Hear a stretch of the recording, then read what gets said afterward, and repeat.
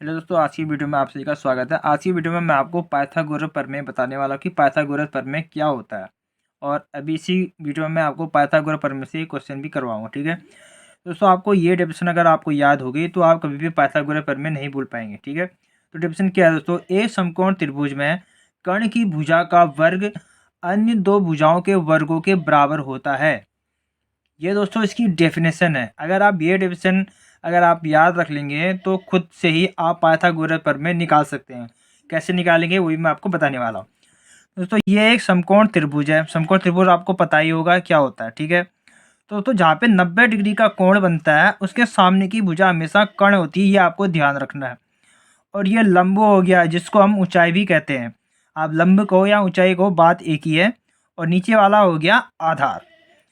तो डेफिनेशन क्या बोलता है, समकोण त्रिभुज में कर्ण की भुजा का वर्ग, कर्ण की भुजा का वर्ग, ठीक है, ये हो गया कर्ण, इसका वर्ग बराबर होता है, बोला अन्य दो भुजाओं के वर्गों के बराबर होता है।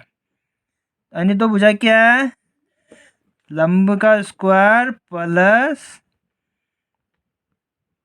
आधार का स्क्वायर। तो दोस्तों ये है डेफिनेशन के हिसाब से हमने जो है ये लिख दिया।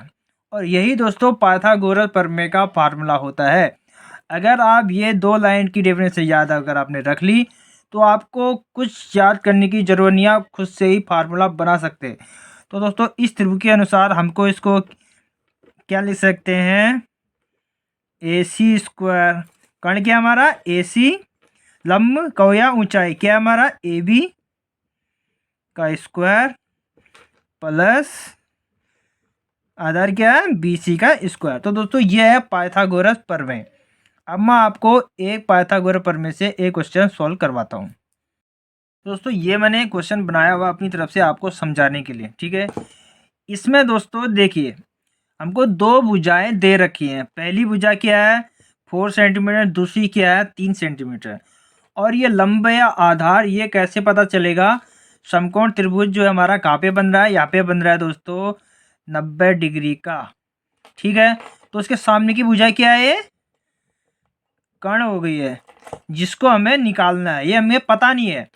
और ये क्या है, आधार हो गया जिसको हम ऊंचाई भी कहते हैं, सॉरी लंब हो गया जिसको हम ऊंचाई भी कहते हैं। और नीचे वाला हो गया हमारा आधार।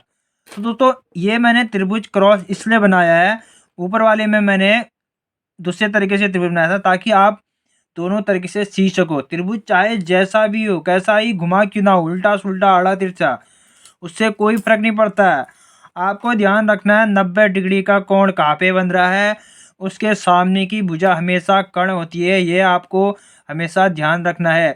अगर आप ये हमेशा याद रख गए तो आपका क्वेश्चन कभी गलत नहीं होगा, इसलिए मैंने त्रिभुज क्रॉस करके बनाया। ठीक है, तो हमको क्या ज्ञात करना है दोस्तों, कर्ण ज्ञात करना, ऊंचाई दे रखी है, आधार दे रखी है। फार्मूला क्या होता है दोस्तों, कर्ण का वर्ग अन्य दो भुजाओं के वर्गों के बराबर होता है। तो हमारा कर्ण क्या है दोस्तों, A C square plus A B square plus B C square. तो दोस्तों ए सी स्क्वायर तो हमको निकालना है, नहीं है ना हमको पता। ए बी हमको क्या दिया है 4 का स्क्वायर प्लस बी सी क्या दिया है 3 का स्क्वायर। ठीक हो गया, तो ए सी स्क्वायर 4 का वर्ग होता है 16 प्लस 3 का होता है 9।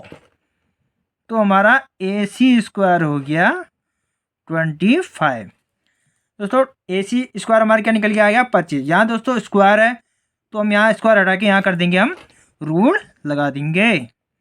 यानी कि जब हम एक साइड का वर्ग हटाते हैं दूसरी संख्या का हम वर्ग करते हैं, तो हम इसको अंडर रूल 25 करेंगे तो ये हमारा टूट के आ जाएगा 5। तो दोस्तों कर्ण हमारा निकल के आया है 5 सेंटीमीटर।